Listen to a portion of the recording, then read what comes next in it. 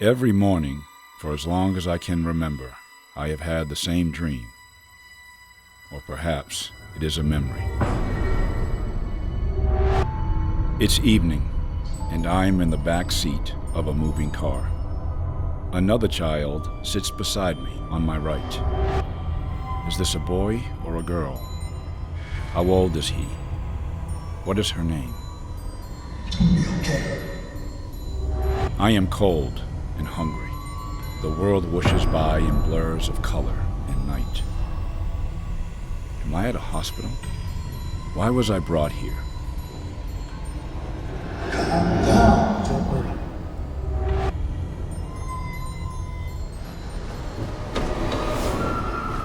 Hi, honey. Come with me. Everything's going to be okay. So much you're not okay. You have to sit. Control her. I will. You can't control her, I will.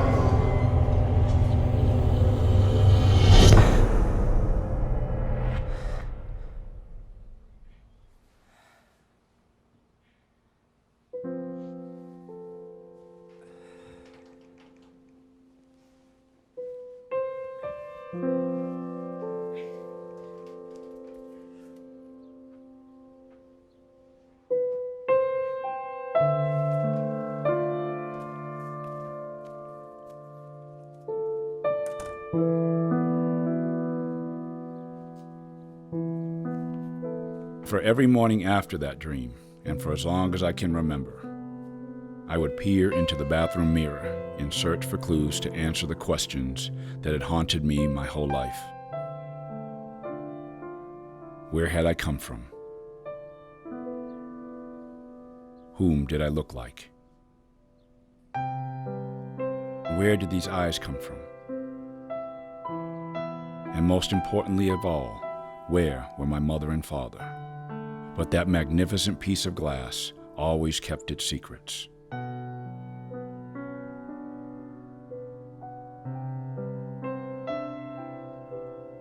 My only leads were the mysterious scars and bruises that covered me.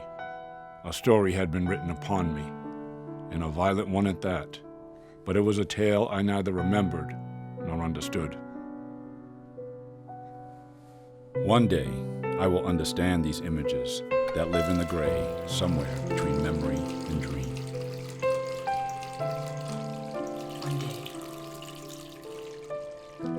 Stephen Klakovitz, you shut that water off, get dressed, and get down here. Yes, ma'am. Don't you scream in this house, boy. Don't you dare scream.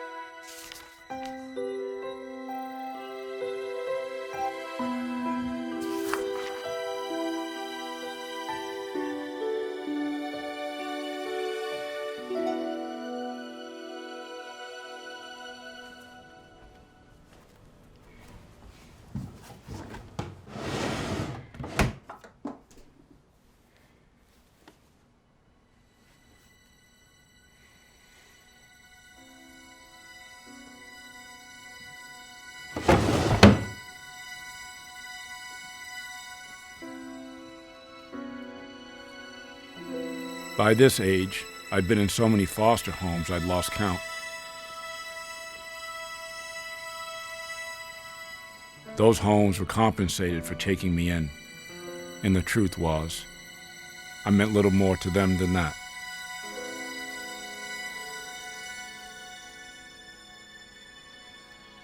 But the Robinson family was supposed to be different.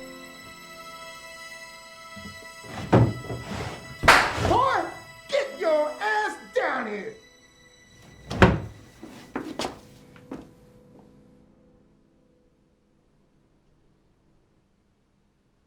You mean to tell me that one day after school's out for the summer, some high school counselor wants to see your light-eyed ass in his office this morning?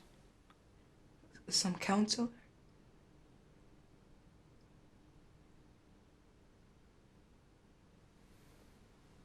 Don't be smart with me.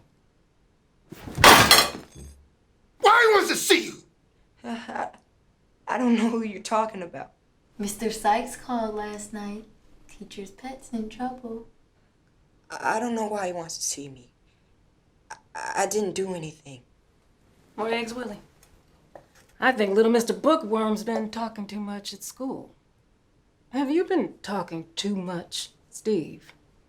No, ma'am. Because if you have... Rule number 5.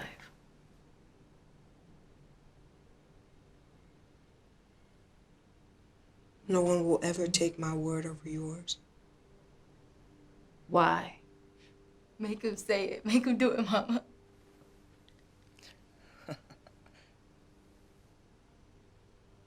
Rule number 4.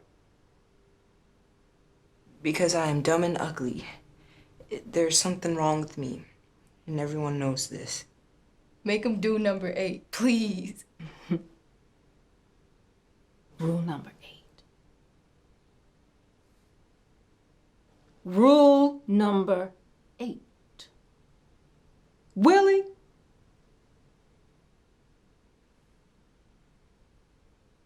No one will ever want me. Especially not my own mother or father. Thanks, Mama. That one's my favorite.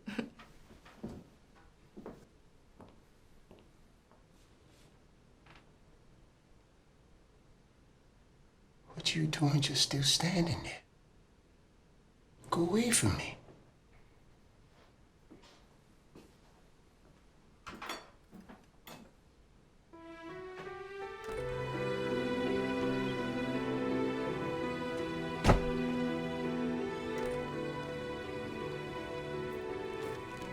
Hey. Hey! And that makes me late. Come on, let's go. Get in.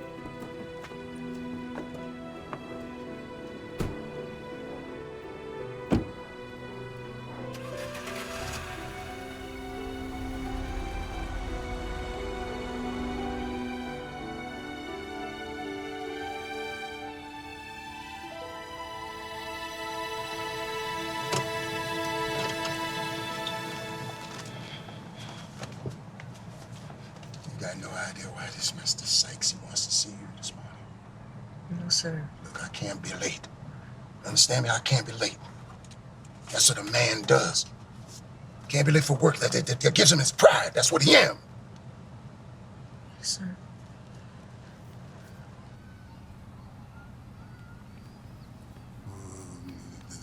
They're right there. What they say? It says to buy 8 gallons of bright red paint number 4. I knew that. I ain't stupid.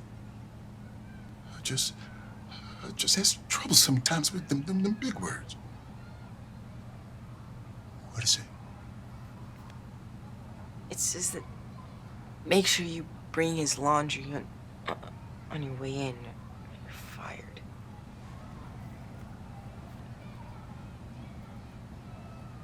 You know, if you ever wanted, I could show you Show me what? how to read.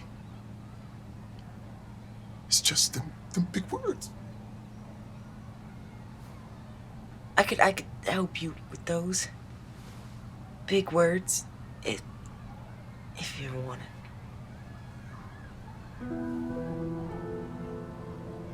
This guy. Milka. You go ahead to Mr. Sykes. You tell him I had a job to do. Yes, sir. And right after, finds out later you done something wrong. I'm gonna have to beat that ass.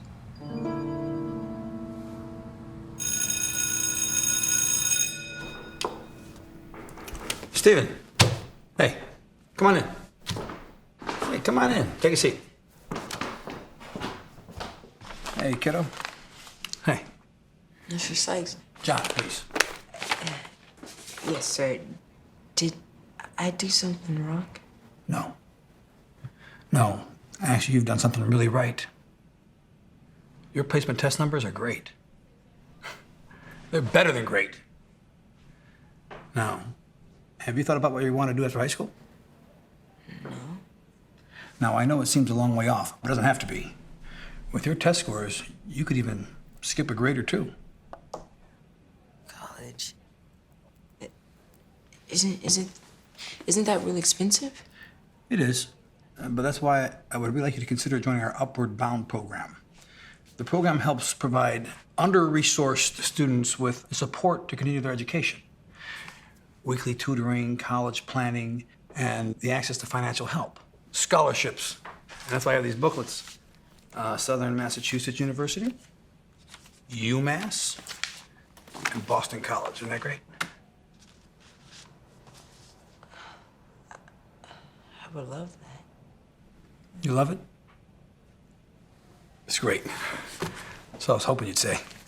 Now I've prepared an application packet here. And you just got to get your foster parents to fill out the forms and the PSAT application.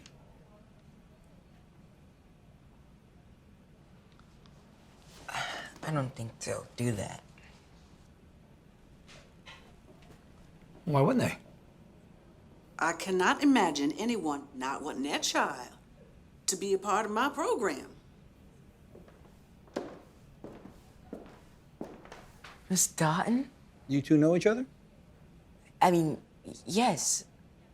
Well, no, I mean, everybody knows Miss Dotton. Now you stop that before it goes to my head.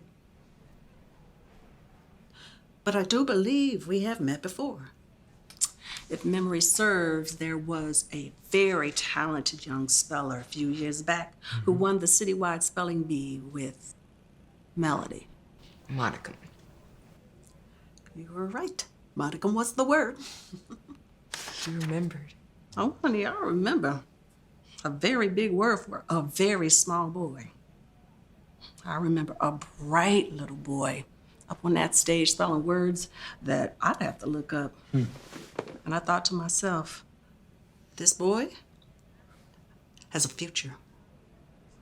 This boy will change the world. Mm-hmm. Now, what's this I hear about you not wanting to join our program? No, oh, I do, but I just don't think Miss Robinson will let me. Betty Robinson? Yes, ma'am. You leave Betty to me.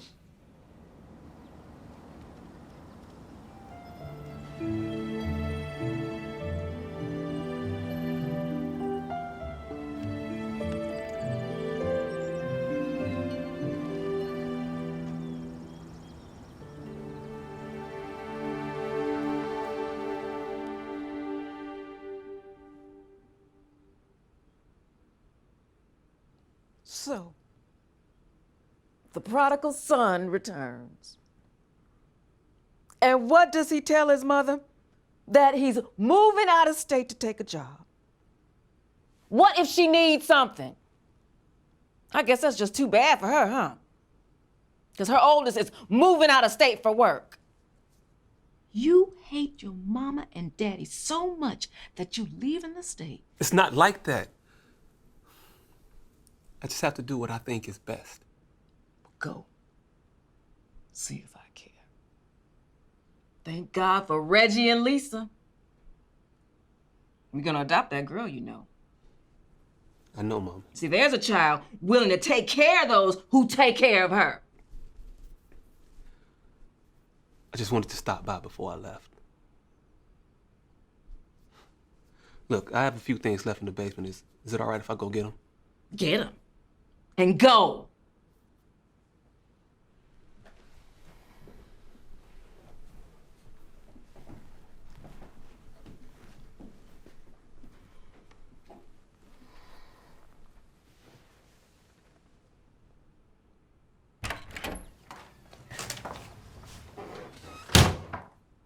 Oh, what the hell are you all smiles about?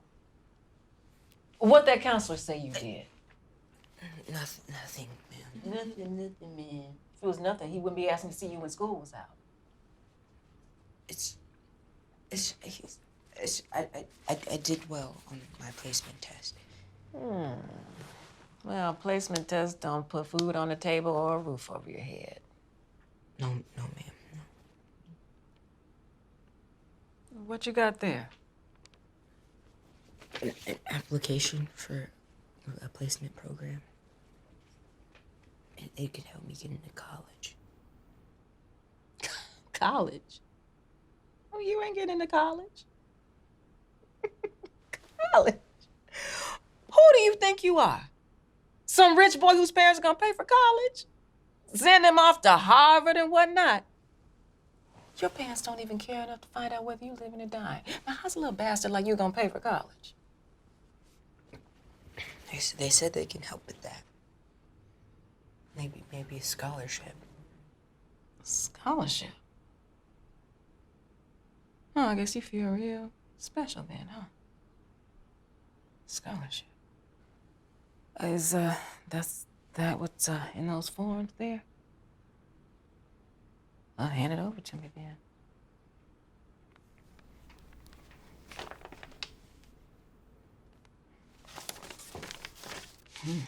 Didn't know they were gonna give you a scholarship. All you have to do is sign there, and I'll fill out everything. Where? Here? Okay, where's that pen? Oh, here it is.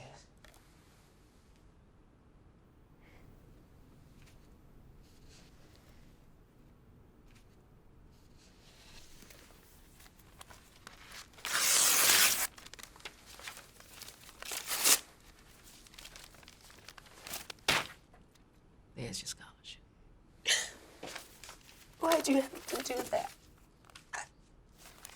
All you had to do was sign it. How dare you speak to me like that, you good for nothing. You don't have a chance in the world of getting into college, let alone no goddamn scholarship. You're no good. You're always gonna be no good. Just like your father. Mm-hmm. You heard me right.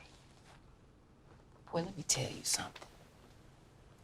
After they killed your father, they broke into the funeral home and set his body on fire. They sure did.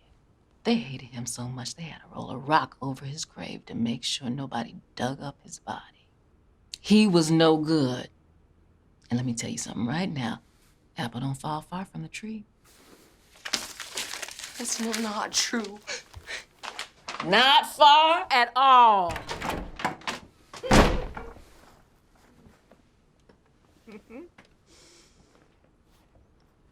You ain't even gonna say goodbye to your mama. Bye, Mama. But you're wrong. About what? Sometimes the apple does fall far from the tree. As far as it can get.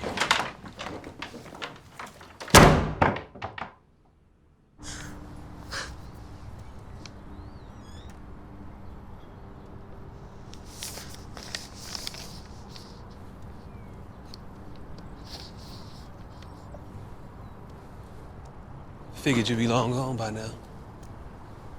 What'd you mean? When she go off on me like that, I take off.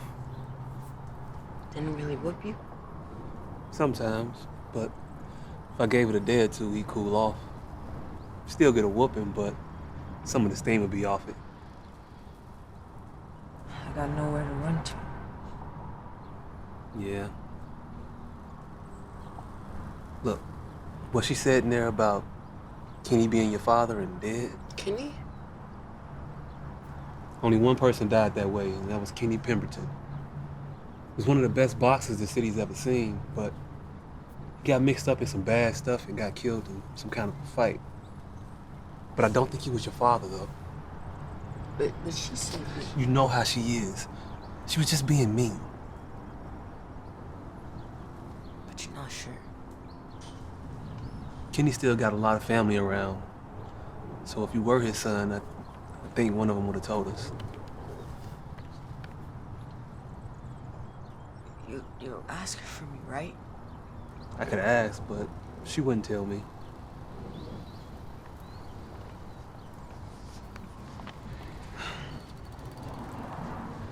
Steve, I'm leaving town. Going over to New Jersey for a job. You're leaving? I got a little man.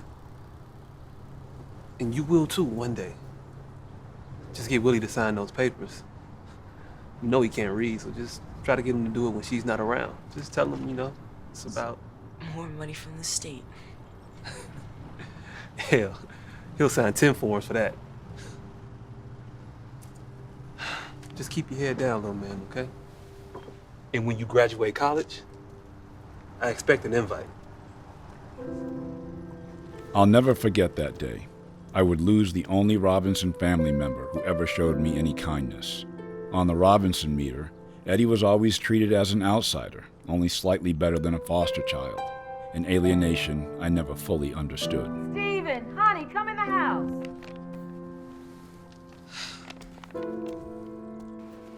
Oh, my no, Mrs. Dodden. I have tried everything I know to get Steve to try the program, but he simply refuses. Oh, well, I try to give my boys a better life, but I so hate to force them to do something that they don't want to do. Oh, here he is. Oh, I'll be happy to let you try. Mm-hmm. 1 second. You better tell her no, or there won't be enough of you left to go to that program.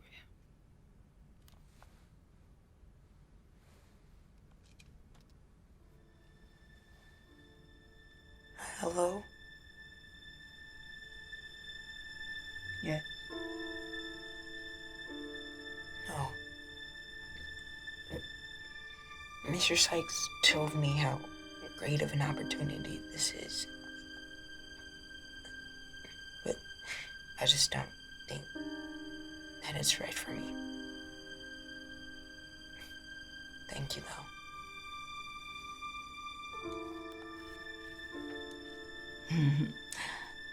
Like I told you, I can't make him do something he doesn't want to do. Well, yeah, of course I know the Reverend.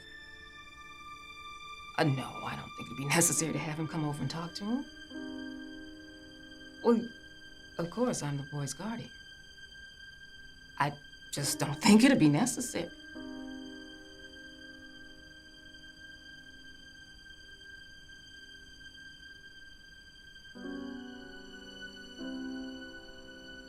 Yes, you should.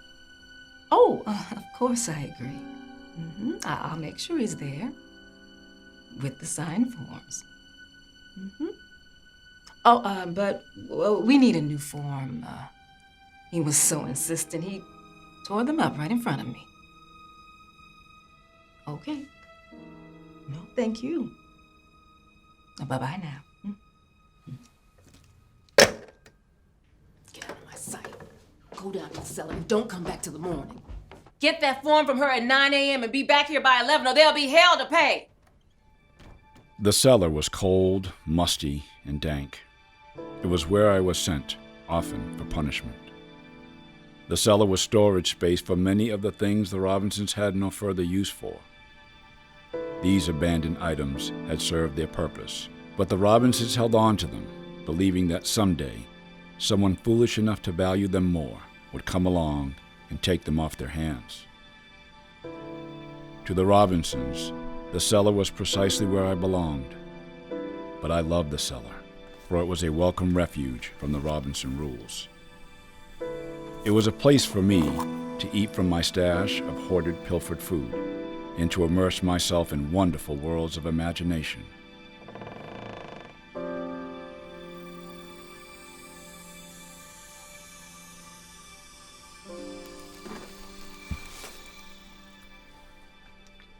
It was in the cellar I came to love books, the smell, the feel in my hands, and the thoughts that would whisk me away. When I felt resigned to what fate had dealt me, that I would forever be the Robinsons' prisoner, and that their world would be the only one I would ever know.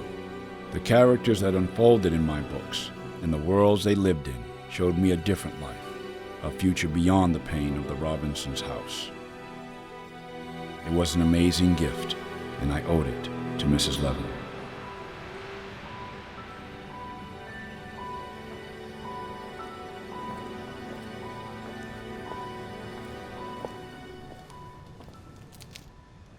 What are you reading there? Encyclopedia Brown in the Case of the Midnight Detective. Oh, the boy detective. Yes, ma'am. You like mysteries? Yes, ma'am. I like to figure out the mystery for myself. Now, if I remember, last week when I passed this way, you're reading that same book? Yes, ma'am. I like to go back and read it all over again. Apparently you've read that one a few times. 6. I see.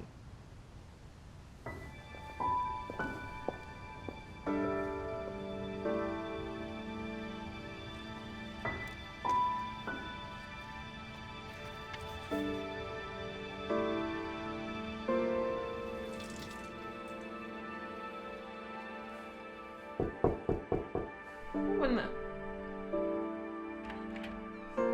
Oh, hello. That's very sweet of you. I'll make sure he gets them. If it's all the same, I would like to give them to him myself. Of course. Stevie, honey, come here.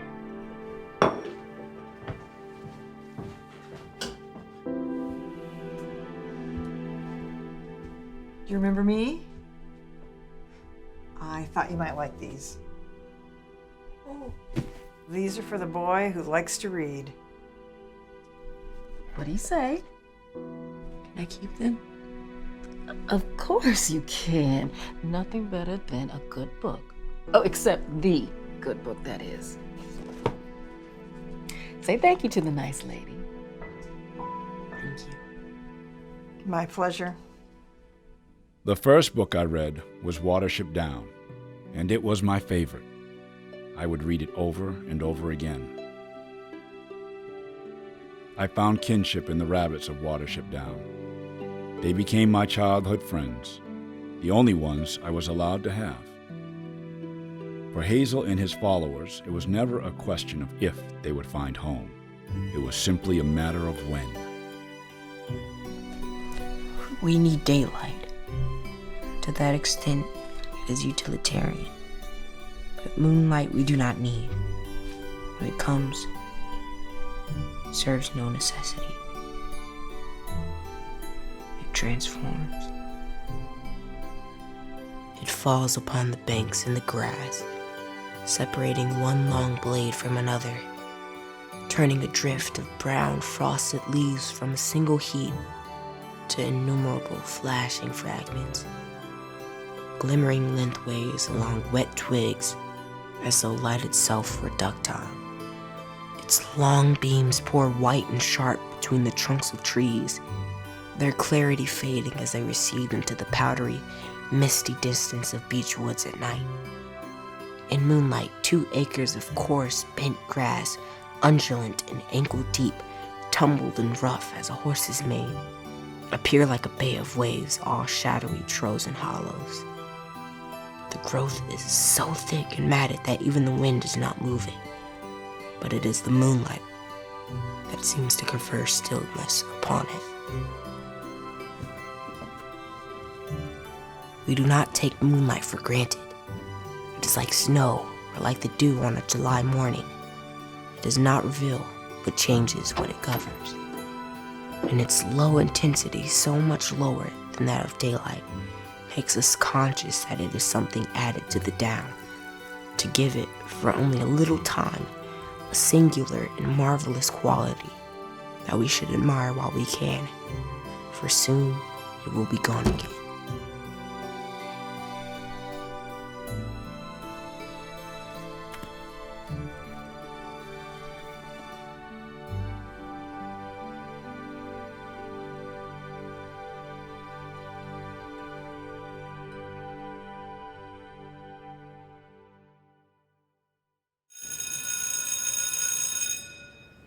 Review part 2 of the prep book, and we'll go over that later this week, all right?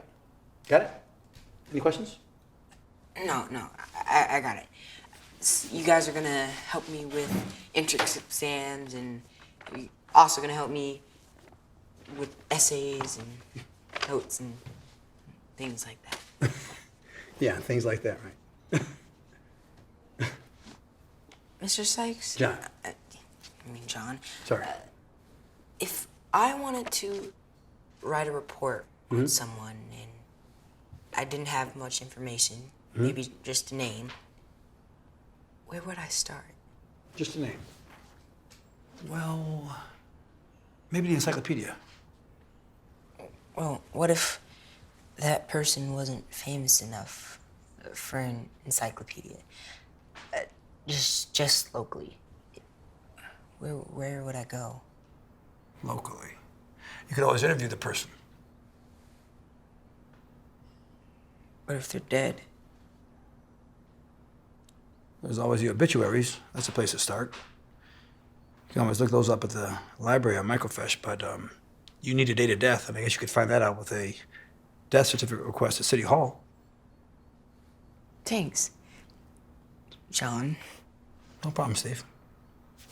Hey, Steve, you know, we're not just here for your education.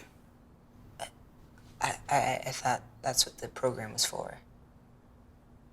Steve, if you ever need someone to talk to, if you ever needed someone, to talk to, you know where my office is, right? Hey, Steve, you like to read, right? Yes, sir. John. This used to be one of my favorites. Billy Budd by Melville. Here, you read it. You and I can go over it for the critical reading portion of the test and the math part, okay? Great. And don't forget, I need those forms back, okay? Noon, tomorrow.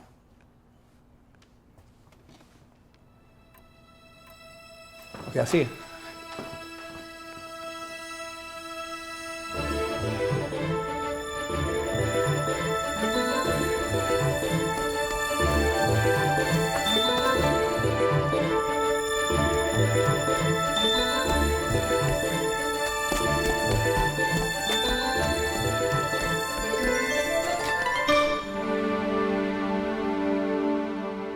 Come on, baby girl.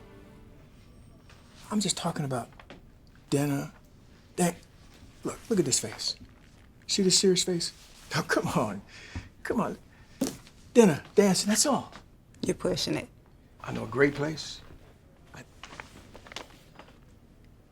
Hi. Can I help you? I need the death certificate for a man who lived in New Bedford. His name was Kenny Pemberton. I don't know when he died. What would a young boy like you be looking for a death certificate for? Well, my school's doing a report on some New Bedford history, so I'm doing mine on local boxers. Mm-hmm. What school do you go to? And what grade are you in, young man? I go to New Bedford High. I'm gonna be a sophomore. Mm-hmm. So, if I called your teacher, she would know all about this report, huh? Well, my teacher's John, Mr. Sykes, and school is out, so I don't know if he'll be in, and sometimes he is during the day or during summer. But you could call him if you want to. Okay. Well, you You just hold on. I'll be right back, okay?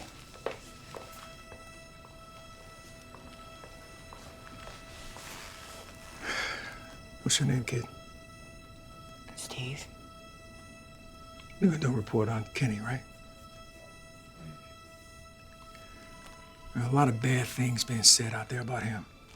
Wrong, most of them are lies. People just running off at the mouth. Okay, Kenny made some bad moves. But he was a good man. You know what I'm saying, kid? Kenny was a good man. Charlie Carmel, leave that boy alone. He's just trying to do a report for school. He doesn't need to hear a bunch of neighborhood gossip. Yeah, I just wanted to get it right. I'm gonna get it right. Right, Steve? Yes, sir. Here you go. Don't mind him. It's just a lot of people cared about Kenny, okay?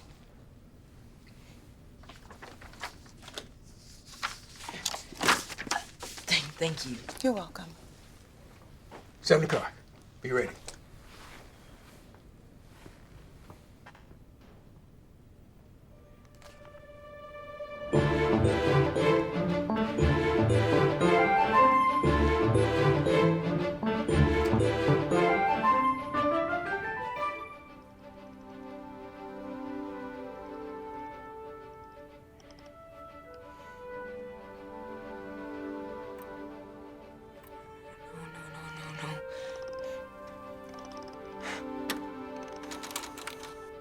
August 2nd. Got it.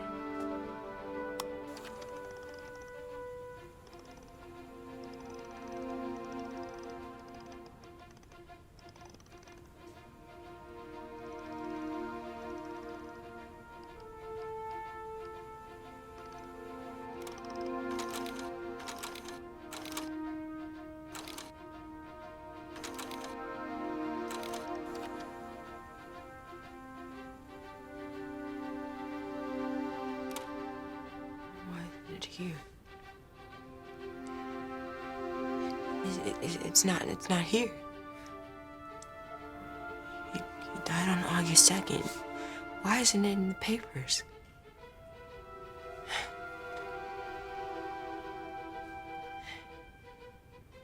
Because papers only write about what happened. It'll be on August 3rd.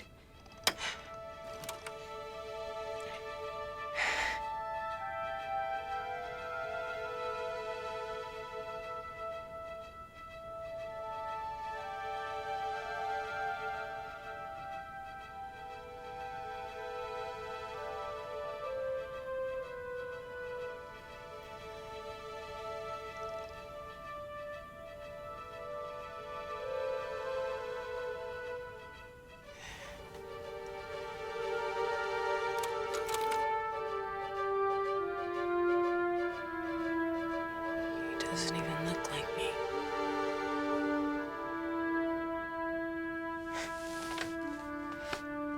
She lied.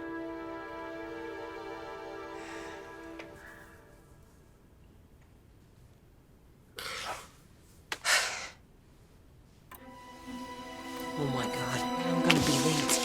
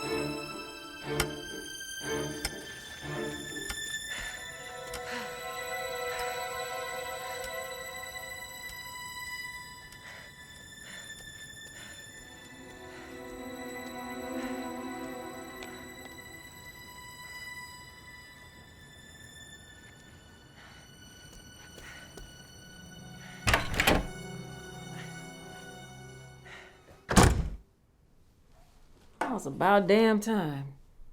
You don't have time for any education in this house, especially when it's so hot out. Oh, go get me a washcloth from a linen closet. Now.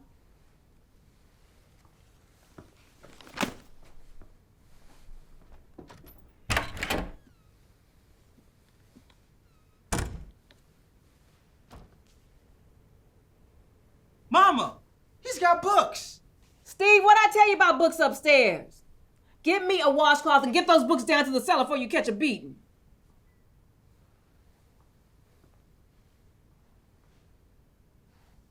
What are you standing there for? Run it under some cold water and bring it back to me.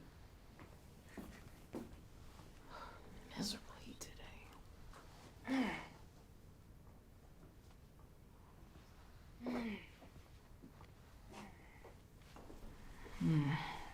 Oh, feels so good. What is that smell? Steve! Where did you get this? The linen closet.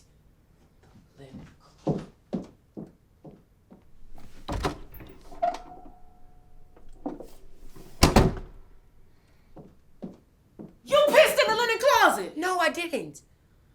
Boy, you piss on me, I'll beat the life out of you! Jesus. Boy, sit down. Come on, sit down. Stop bleeding! Oh, God, they're gonna wonder what happened. Okay, this is what you're gonna tell them. You were outside in the backyard playing on the shopping cart, and then you got up and you fell backwards and you hit your head. You got that? Okay, you tell them anything different, and one's gonna shoot you dead.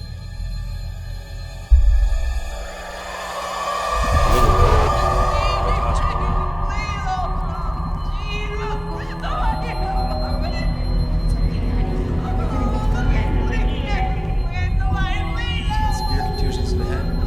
May have concussion. Maybe stabbing.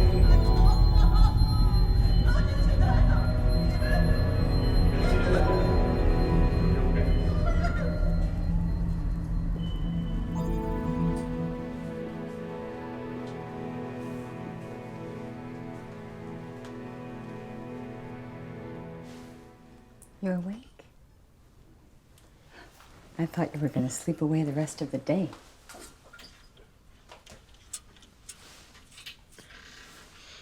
Am I gonna be okay? You're going to be okay, sweetheart. We're going to see to that. But I have a very important question I have to ask you. How did you get hurt? I fell when I was playing in the yard. That must have been quite a fall. I need you to be really brave, Steve. I'm going to ask you one more time.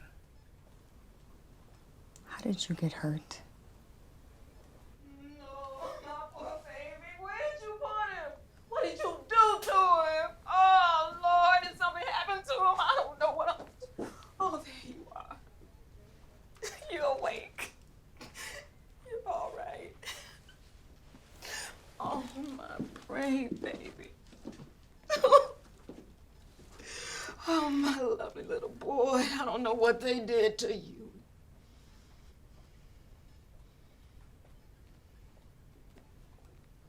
What did you tell him? I told him I fell from a cart. Don't you lie to me. Talking to me all morning. Well, you've been in here lying and telling him God knows what.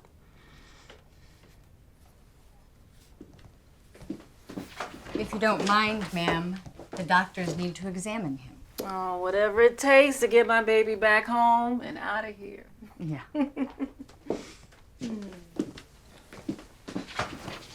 Now, you tell me if it hurts, okay? Come here.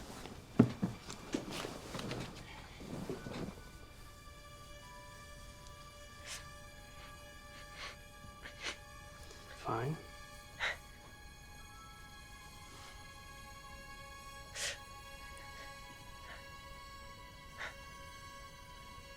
That's good. Why does it take two doctors? What are you doing to my boy? Mrs. Robinson, can I please see you outside? What for? If you please, ma'am. Dr. Stevens, please report to the ER. Dr. Stevens, to the ER. I'm gonna admit Steve to the hospital overnight. Admit him? What for? I need to rule out a concussion. As for his other injuries, I don't believe that they're the result of a single fall from a cart. The bruising on his back is inconsistent with that story. And I need to find out what happened. And just what's that supposed to mean? I've called social services. Good. I want you to call them. You called it and you asked them about Betty Robinson. I have won awards for raising foster children, 39 of them, so you call them. You call anybody you want. Oh, as a matter of fact, why don't you call Dr. Downey? He's supposed to be a bigwig around here, isn't he? He's chief of pediatrics, yeah. Well, you ask him how I treat my little ones. He'll tell you how I treat them. He'll tell you Steve's just clumsy. He falls a lot. I will.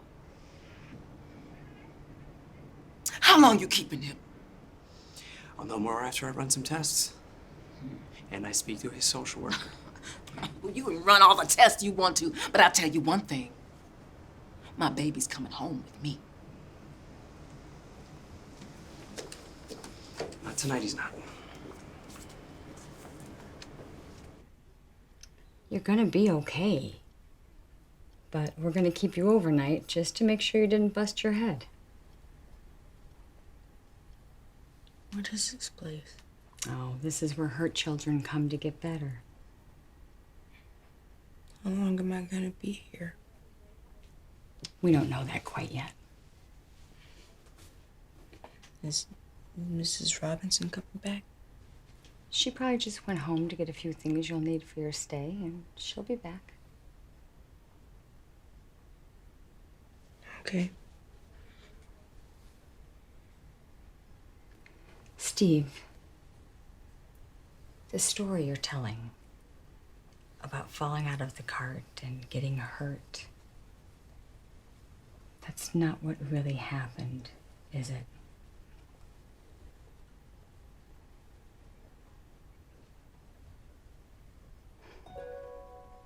It's okay. We can talk about it later. Why don't you just rest?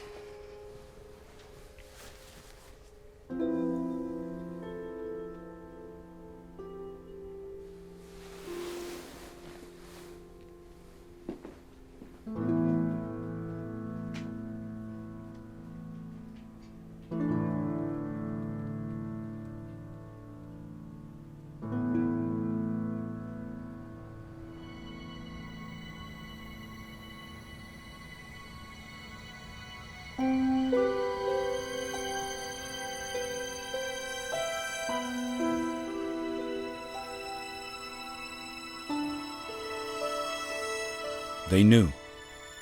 They didn't believe Betty's story. I could tell by the whispers in the hallway, the empathetic looks. I didn't need to say a word. The bruises on my body would speak for me and scream, "Take me away from these people."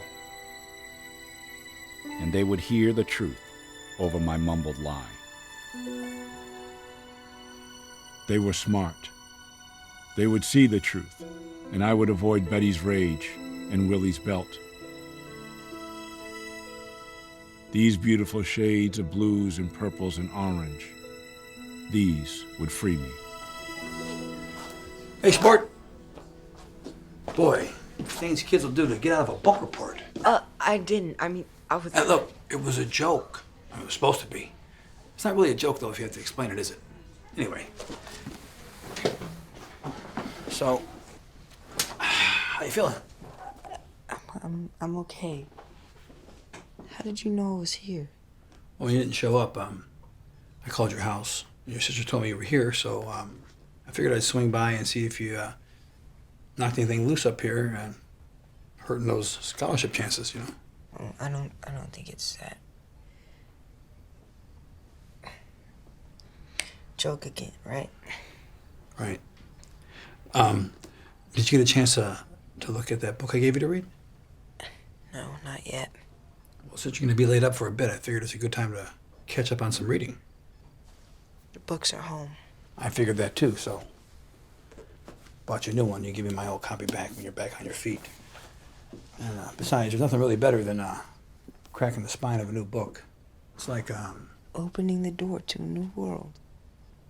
I was gonna say like the smell of a new car, but I like yours better. Yeah, let's rev her up. So? I think she'll drive nice. Me too.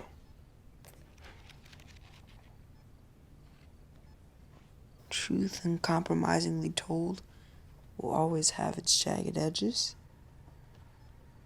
What does that mean? Well, that's what you're supposed to tell me when you're done with it. And just who is this? Another doctor? No. I'm John Sykes from the Upward Bound program. We haven't met, unfortunately. But I think you've spoken to my boss, Ruby Dotton? Oh my, yes. Oh, do tell her hello for me. I will. We have so many friends in common. I'll do that, okay? Mr. Sykes. John, please. John. Oh, John. John. Oh, what is it that brings you here? You do, Betty. Oh, are you charming or what? No, you really do. No, I've come to actually keep an eye on my number one student, making sure he doesn't slack off. Well, he would never do such a thing. Education comes first. That's a motto in our house. That's a good one to have. Mm-hmm. So how exactly did you know that he would be here? Oh, Stephen's sister told me when I phoned your home earlier. Oh, that was considerate of her. Well, John, I hope you don't mind, but as you can well imagine, it's been a really trying day for my poor baby over there. I think he needs his rest. I understand. I understand, Betty. Betty, I understand far more than you think I do. In fact, I understand completely. Now, Stephen. You read that book, young man. Okay? I will, yes, sir. I know you will. Okay. I'll see you, young guy. Bye.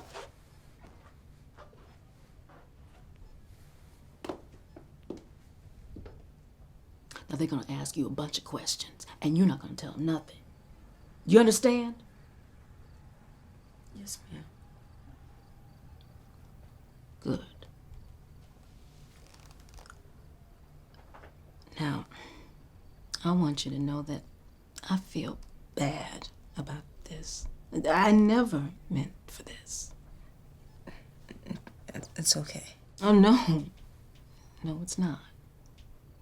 Now, I know how important it is to you, about your folks. So when you come home tomorrow, providing there's no problems or delays with that, I was thinking maybe we should sit down and talk about your parents and who they are. You'll tell me who they are? Maybe even call them with you. You'd like that, wouldn't you? Call them? You said my father was dead. Oh, you know better than to listen to me when I get mad. I can say some spiteful things. But you'd like that, wouldn't you? To speak with them, your real mother and father. So, we're just gonna keep what happened our little secret. And tomorrow when you get home, we're gonna do just that.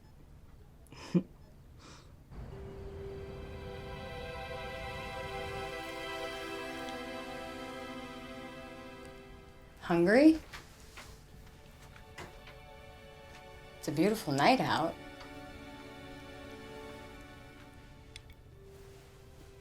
You have quite an appetite, huh? Steve, I was wondering if you felt up to talking about your accident.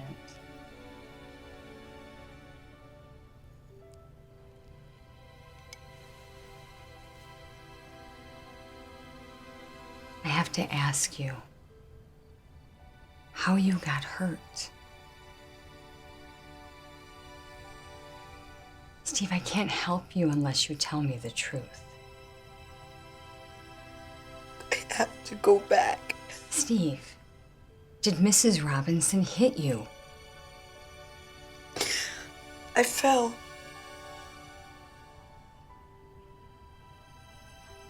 Okay. Okay. We'll leave it at that. Hey, what about those vegetables? No, I'm not hungry.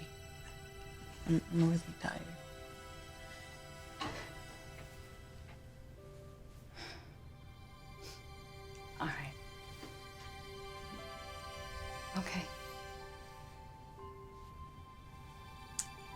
I'm gonna go, Steve.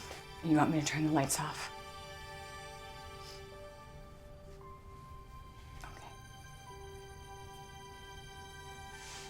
There's Nancy.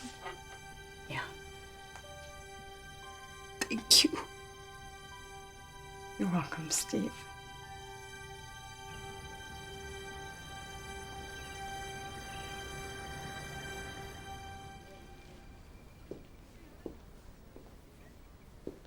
Steve?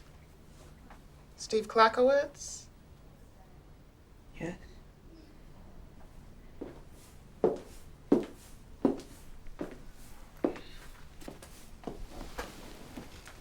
I'm Miss Holt. I've been assigned to your case as your social worker. Is it all right if we talk for a bit? Sure. Well, Steve, do you know why I'm here? You're my social worker. I am. But that's not why I'm here this morning. The doctors and nurses here are worried about your injuries and how you got them. I told them I fell. I know, you did. But they find it a little hard to believe that you got all these injuries from falling from a cart once. And having reviewed your file, I find it a little hard to believe, too. I fell.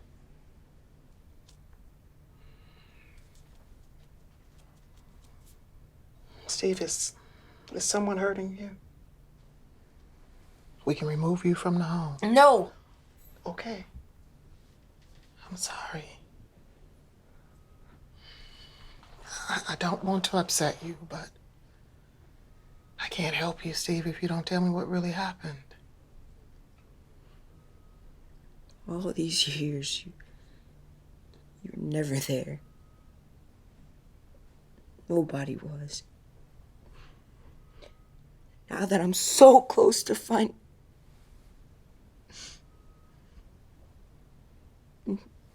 I fell.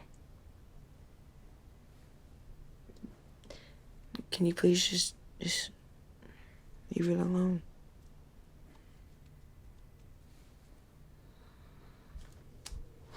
All right. I want you to take my card.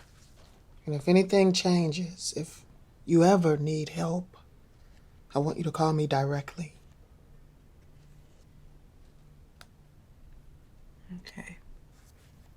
Mr. and Mrs. Robinson are outside. You'll be released to them. Now?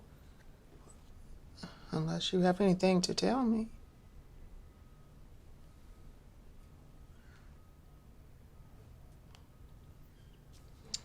Then yes, right now. Why don't you get dressed and I'll let them know that you'll be going home with them. But I'll be checking on you. A little later, just to see how you're doing.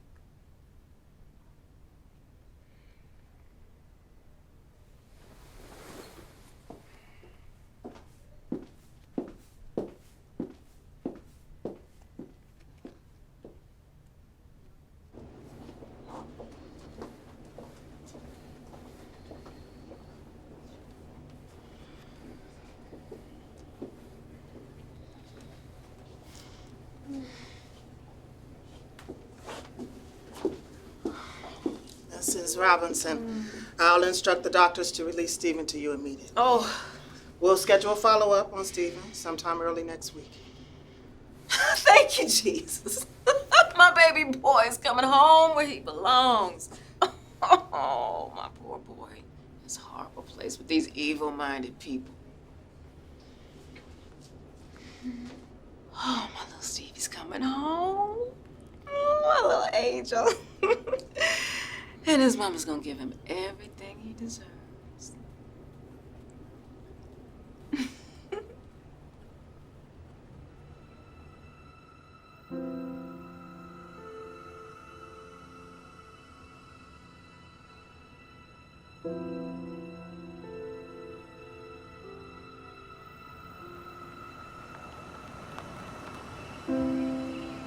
They did not say a word to me on the ride home, and I did not say a word to them. I had nothing to say. She had bought my silence with the promise of something I had waited a lifetime for, a conversation with my mother and father. I had kept my side of our agreement. The only thing that mattered was to see if Betty would keep hers.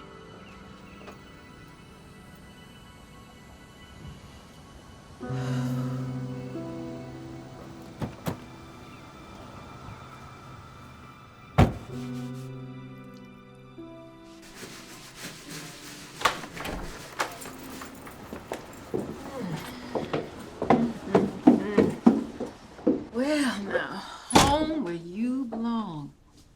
You happy to be home, Steve? Good, because we're going to have a little talk. Oh, no, now, none of that. We're just going to talk, okay?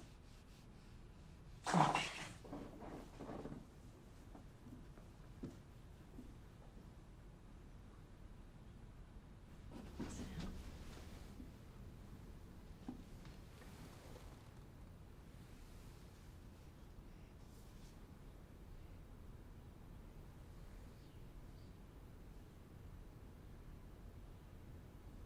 Stevie, now tell Betty what you told those people. That I fell from a cart. And? That's all. I swear, nothing else.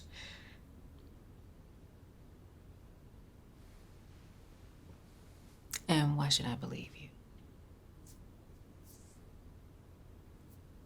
Because I want to talk to my mother. Oh, that's right. A promise is a promise. Yes, ma'am. Go read or something. Yes, ma'am. Oh, Steve, what are we gonna say when that lady from social services comes? That I fell from a cart. Good boy.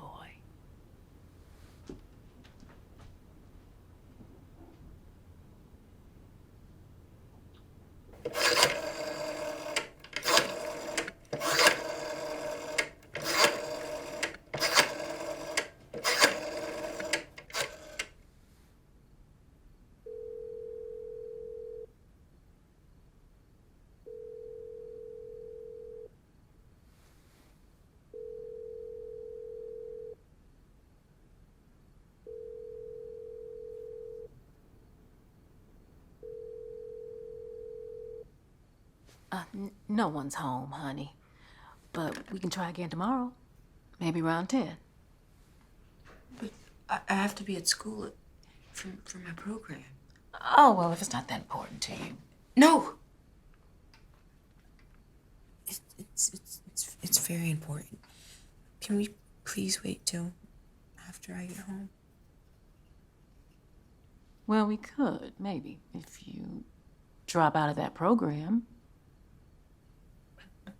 College. Life's about choices, boy. It's about time you start making one. Oh, here are those forms you wanted me to sign.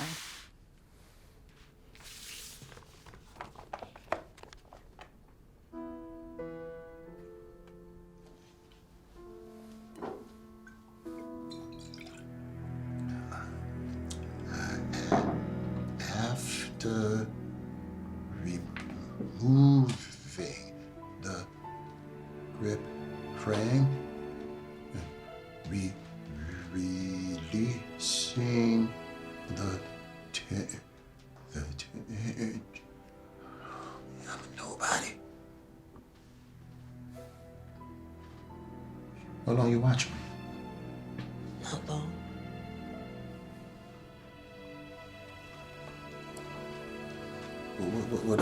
What them words say? You can sound it out.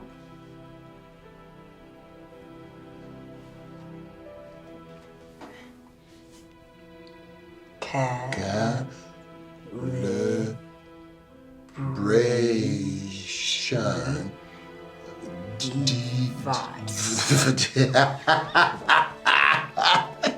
Calibration device. That's right. That makes sense. That makes sense. That's good. See, the mainspring, it determines the weight of the trigger. Can I show you? Here, come on. See now, see, that's the weight there. And that's when the mainspring's right under that. So you pull back, and then when you release, pop you out. Come on, listen. See now, see how you, that's your weight, right? Down the center. Steve, something bothering you today? Huh? Mr. Sykes. John. Mr. Sykes, I don't think this program is right for me. What? I don't think this program is right for me. But Steve, you're all set. I thought you wanted to be in the program. I do. I mean, I did. It's complicated. Look, I'm sorry I wasted your time. Okay. Oh! Damn. Did you finish the book? I did. Well, let's at least go over it so it's not a complete waste of time, all right? Right. Well, tell me the story. It was good. Sad, but good. That's a review. Not the storyline. Try again. There's this sailor, Billy Budd. He's really just a kid, and he signs up to be a part of the crew on this boat, the Bella Potent. Mm-hmm. While he's on there, he meets this master of arms, Claggart. And at first, Claggart's really nice to him. But he's just pretending. Claggart's really mean, and he sets up Billy to make him look like he's a mutineer. And how does that work out for Billy? Not good. They hang him Why? because he doesn't defend himself. Why doesn't he do that? He can't. He stutters, and when he gets upset, he can't speak. He can't defend himself. Mm-hmm. Well, it's kind of unusual to kill the hero of your story, don't you think? You think Melville was trying to say something by doing that? That if you don't speak up, bad people in the world will kill you. I think that's true.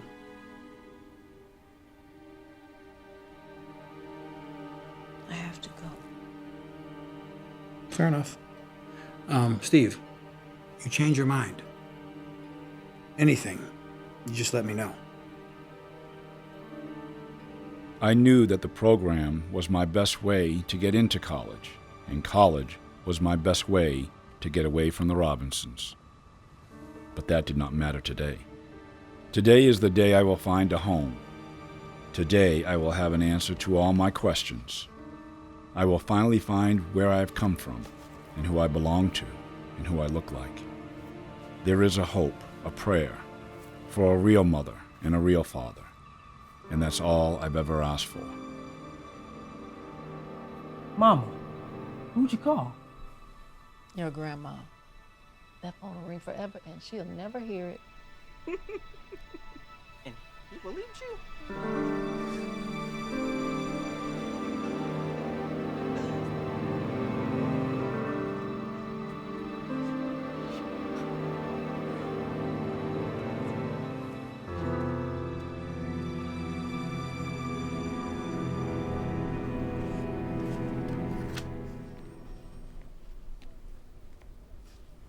Can I help you? Yes, can I speak to Miss Holmes?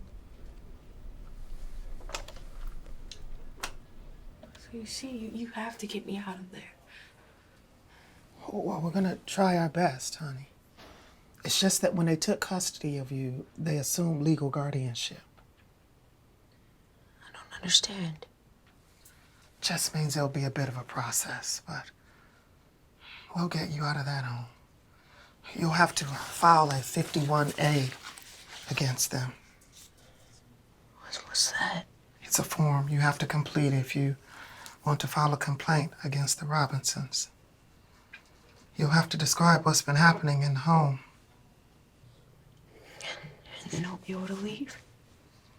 Well, then, an investigation will be conducted by the agency, and they'll see what the facts are, and then, yes, Steve, yes, you will be able to leave. There is a little problem. It's just that when you complete the form, you have to be very specific about what's happening. And Steve, they're gonna know it was you who filed the form. But I don't understand. So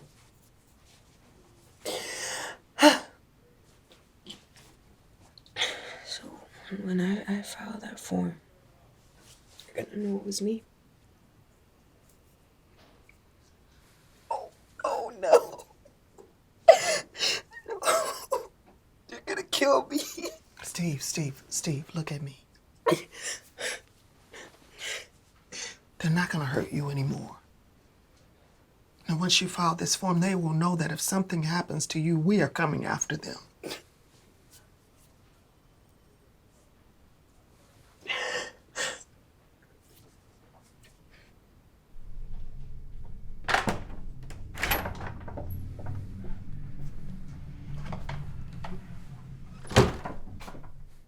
Social worker called. What? Nice knowing you.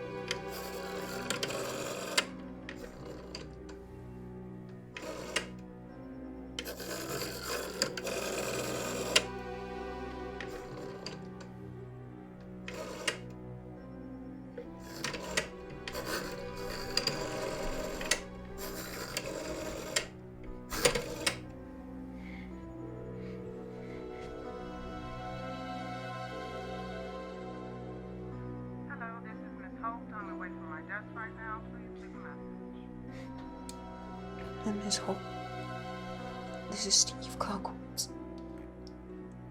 You have to get me out of here. They're gonna kill me, please. You little bastard!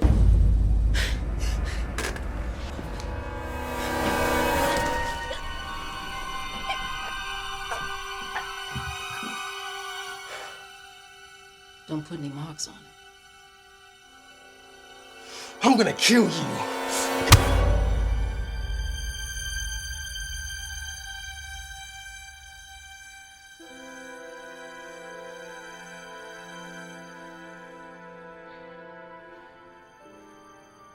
I'm not gonna take this anymore.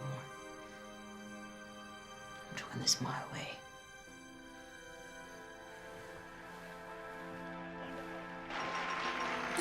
You see, I shouldn't be letting him be a dollar. That's not right.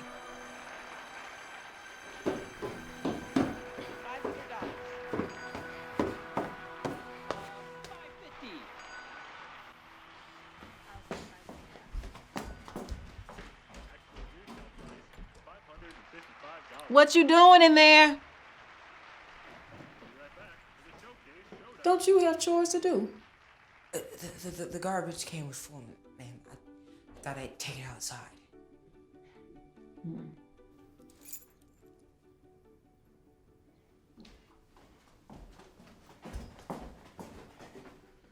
Go ahead.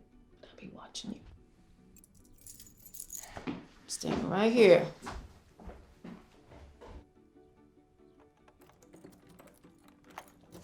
Hey, hurry up! Showcase Showdown's coming on.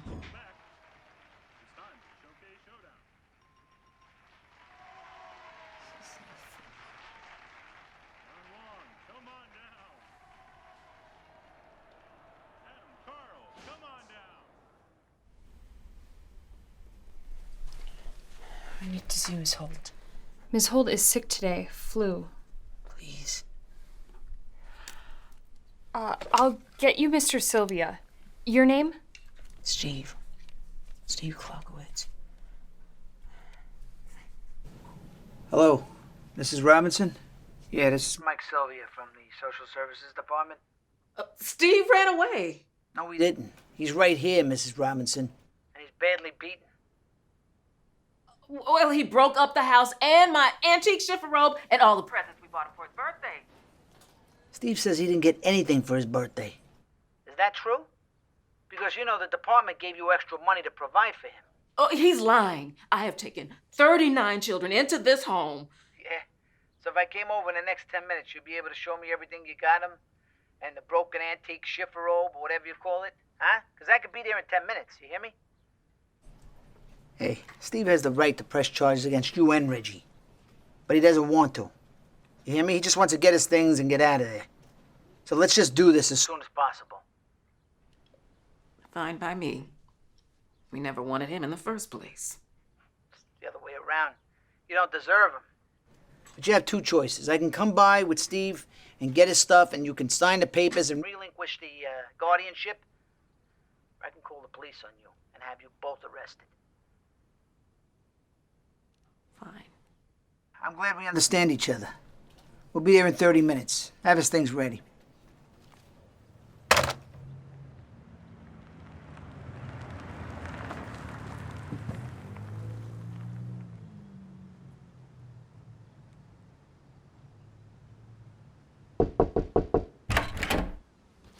Mrs. Robinson, please.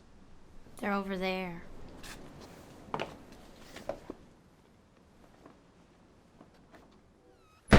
Mrs. Robinson, I'll have you sign these papers, and once you do that, consider this matter closed. Why you don't wait till I get home?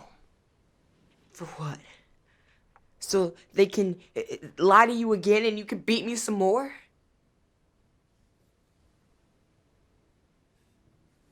Nobody touched nobody around here. Really? Look at my face. No more. So you's a man now, that's it? I've always been a man. You just never noticed it. Mrs. Robinson, this isn't productive. I mean... Hey, Steve, get your things. We're gonna leave now. He's not taking anything out of this house until he pays what he breaks. Yeah, we talked about this, Mrs. Robinson. I thought you said everything was gonna be all right. They've never given me anything worth keeping anyway. But I am taking my books. Okay, kid. Good.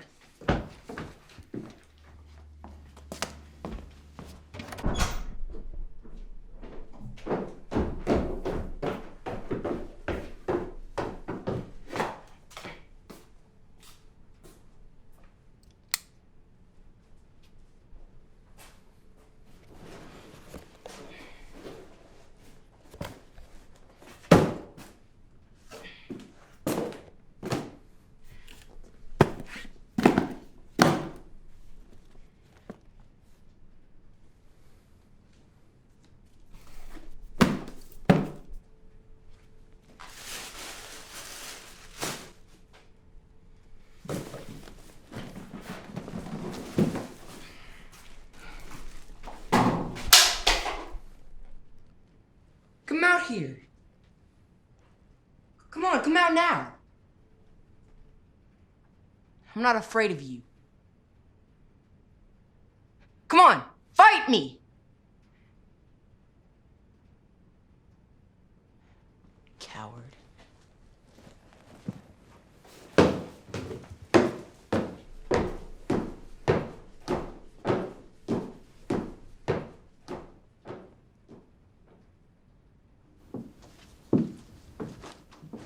Ready, kid? Get the hell out of here. We never wanted you in the first place. You were never family. We could have adopted you a long time ago, but we didn't want you. Nobody wants you, not even your own parents. You're gonna be no good. You hear me? No good. You stopped being able to hurt me a long time ago. Come on, it's time to go, Steve. God's gonna take care of you. You okay, man? Never been better.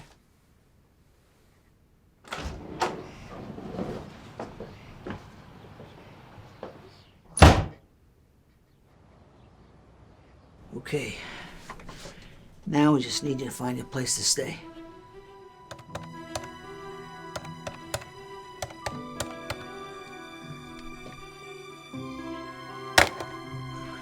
No, I understand. No, I do. Thank you.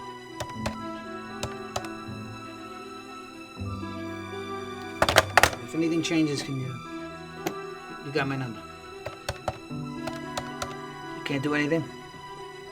Okay. Thanks for trying. No, I understand. Thank you.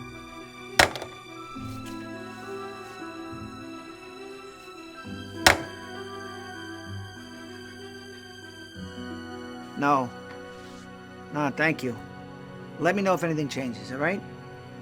Okay. No one. It's Friday night. I waited too long.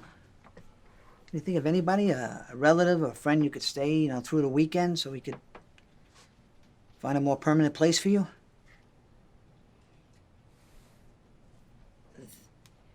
This might be a long shot, but there's this teacher from the Upward Bound program,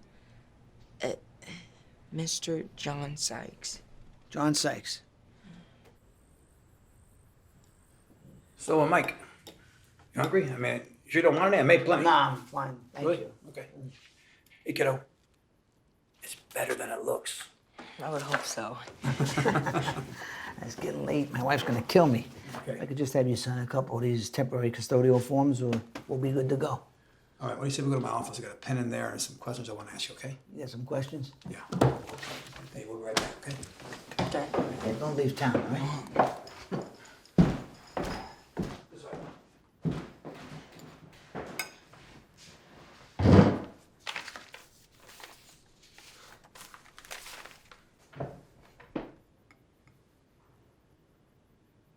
All right.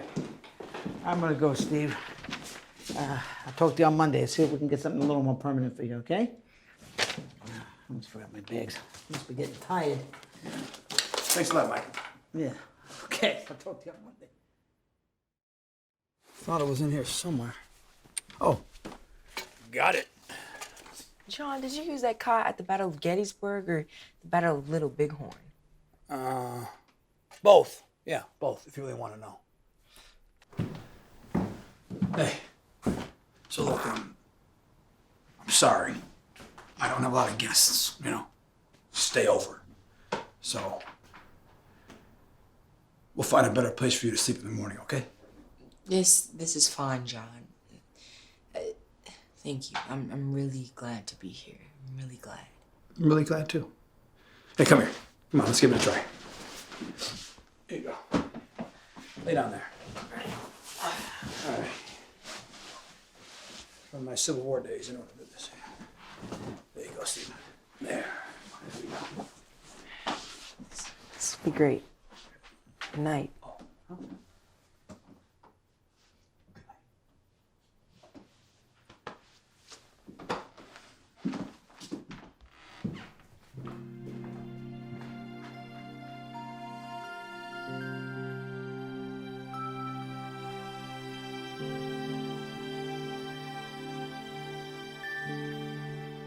I did not sleep my first night of freedom. Rather, a half moon illuminated the world outside the window, and I stood there for many hours taking it in. For the first time all day, I was alone with my thoughts. I can't explain it, but for me, it was a new world with a new promise, but it also held far too many unanswered questions about a family I never knew, and it was time for this new world to answer those questions.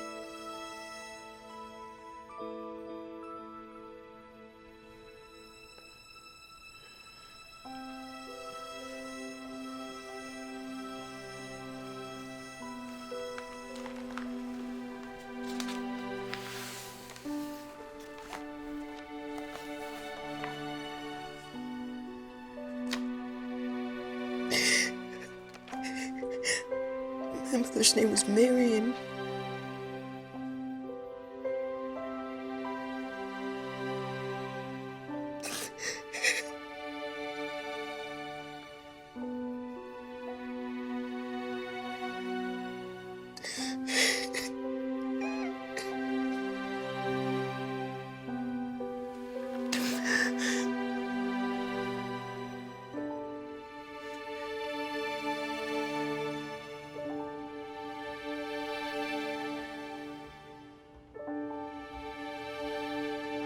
Up and at 'em, sport.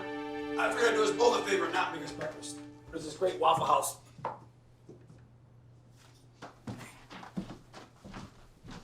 What is it? You okay? John. Yeah.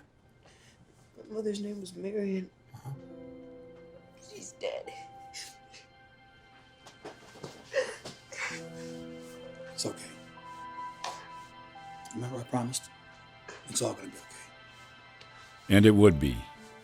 Despite Mike Sylvia and Polly Holt's best efforts, the weekend turned into a week, and the week into two. After a few weeks together, John invited me to stay with him permanently and finish high school. The Department of Social Services agreed to this arrangement. I would come to terms with my mother being gone.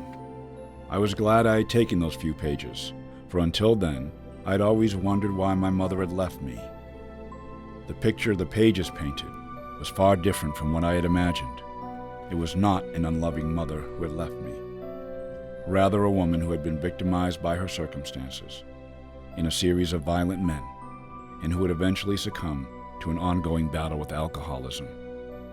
She died a little over 3 years after I moved into my first foster home. So while my dream of a mother was gone, I still clung to a fantasy of finding out who my biological father was. But fate had now given me John to fill that role. Never before had I been loved so immediately and unreservedly.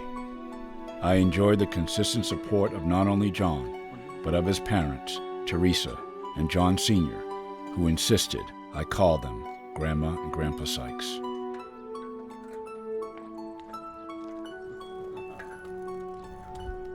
Miss Holt and Mike Sylvia would continue to check on me through the years. But now it was not for my safety. Rather, it was to see how I was doing in school, or check on my progress towards my goal of college. With John's help, and the help of Mrs. Doughton, I would complete the Upward Bound program and be accepted into Boston College on a full scholarship. Yet, despite all the good things that life was giving me, I was never fully free from endless thoughts about the birth family I'd never known, especially on my frequent and solitary bike rides. My favorite spot to ride was around Buttonwood Park.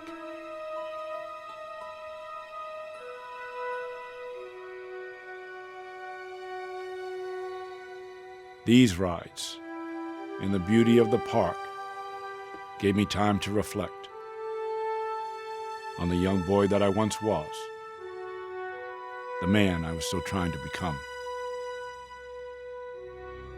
And so I would sit in this sanctuary, listening to the wind rushing through the trees in a natural harmony, staring at a lake whose origins appeared as deep and mysterious as my own.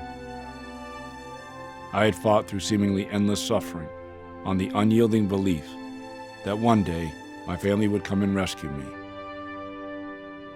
But they never did. And though the tide had turned, I still longed for my own history. The still water seemed to answer me. This is your fate. You survived. You have yourself now, and that has to be enough. But it was not.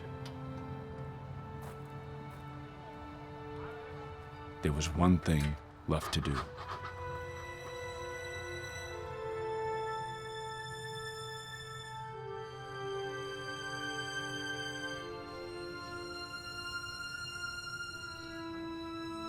Here, just if you can get me that file, all right? Thank you. Hey, Steve. Mike. What's up, kid? You all right? Yeah. Mike, can we talk? Sure. Mike, in my file, does it say who my father is? Steve, you know I can't discuss that with you. But I'm entitled to know. If there was a definitive answer to that question, the department would have tracked him down to discuss him taking custody of you. So that's a no. I mean, a more definitive answer would be a blood test, or maybe a statement from your mother, but... But she passed away. Yeah. I figured that's where those pages went. And Steve, you're really too young legally for me to answer that question. I could lose my job. You know what I mean? Yeah. But if there was an investigation, it would be in your file, right? Like I said. Right? And it wouldn't be definitive, but there would be a list of people they interviewed, phone numbers, possible people that knew your father, your real father. You want a soda? I'm gonna grab a Coke. I'll go down the hall like 1 minute. You want a Coke? Yes, please. Hey, my file will be here when I get back, huh? Yeah, Mike. Thanks. For what? Coke? Don't mention it.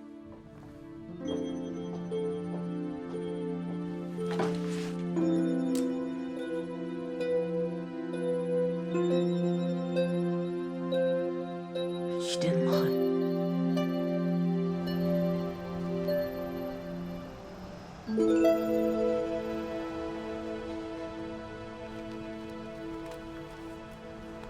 Jared! Jared!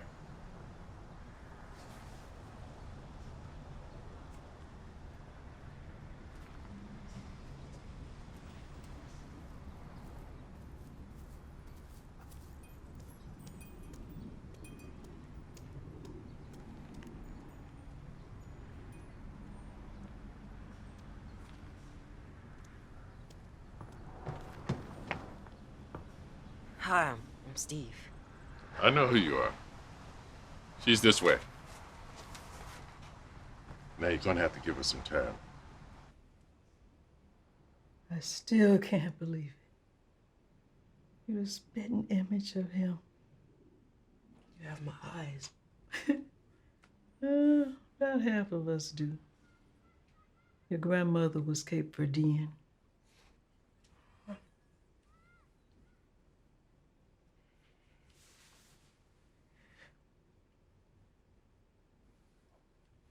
What was he like? You mean besides thinking he could walk on water? He had a terrible street reputation. But to me, he was just my mischievous little brother. I loved that boy. And Mama, she loved that boy. She doted on him. It was 13 children in all. Our older brother, Gordon, he passed when he was 8. We had a lot of hard times. Now, some of the younger kids was put in a orphanage, and they would later grow up in foster homes. Daddy left after the fire. Mama died at 39. And Kenny, he threw himself into boxing. But the draw of the streets was too much for him. Beyond marijuana and selling and using heroin, he robbed dealers for his own use. Said to me, "I'm hooked, Jerry. I'm trying to stop, but it's hard. They're gonna shoot you. You keep this up." There's no talking to him. Once he made his mind up about something, couldn't stop him. I got a call in the middle of the night. It was from a hospital in River Falls, asking if I knew a Kenny Pemberton. Said they called me because my number was the only one he had in his wallet. When I got to the hospital, he was already gone.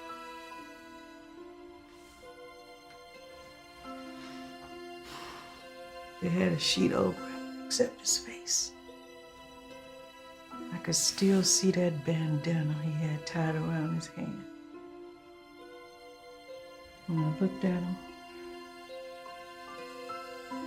I hit the floor.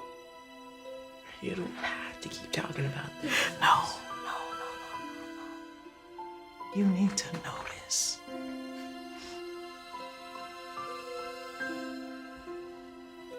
Have you been to his grave? No. I don't even know where he was buried. I may take it. I'm just gonna sit for a bit.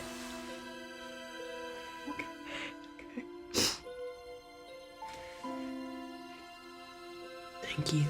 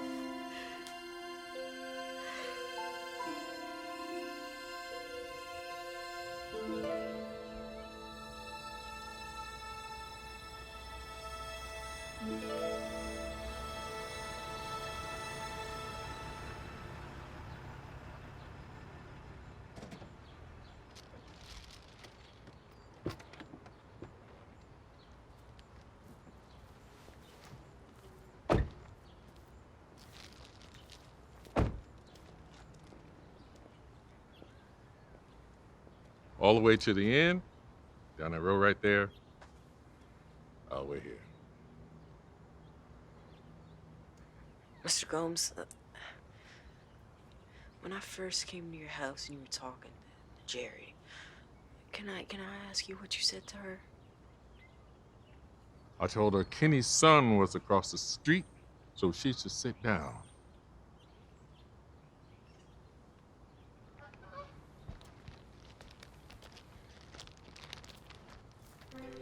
I would spend several more years trying to put together the broken pieces of my biological family. I would find 3 brothers and a sister. I would have aunts and uncles and a grandmother, and we would become close. But when I look back, I now realize I did have a family after all. John Sykes, Mrs. Doughton, Mike Sylvia, Mrs. Levin. They were my family because they chose to be, and I will be forever grateful for that choice. I would gladly not repeat what I went through, but I wouldn't change it either. Hey there. Daddy, are you okay? I am now.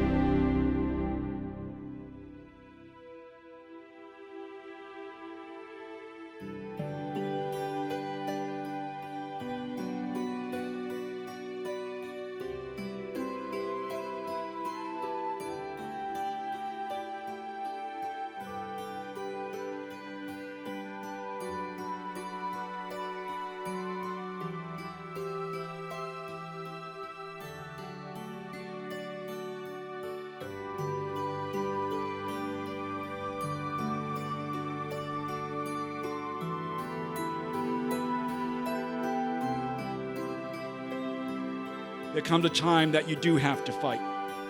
And that fight is still in me. I'm still fighting against that prediction made of me at 1.5 years old that I didn't have a chance in the world. That was my adversary. And I wanted to defeat it so convincingly that no future generation of Pembertons would ever encounter the likes of it again. It ends, and it has ended with me. I had that power. I had that ability. And so do you.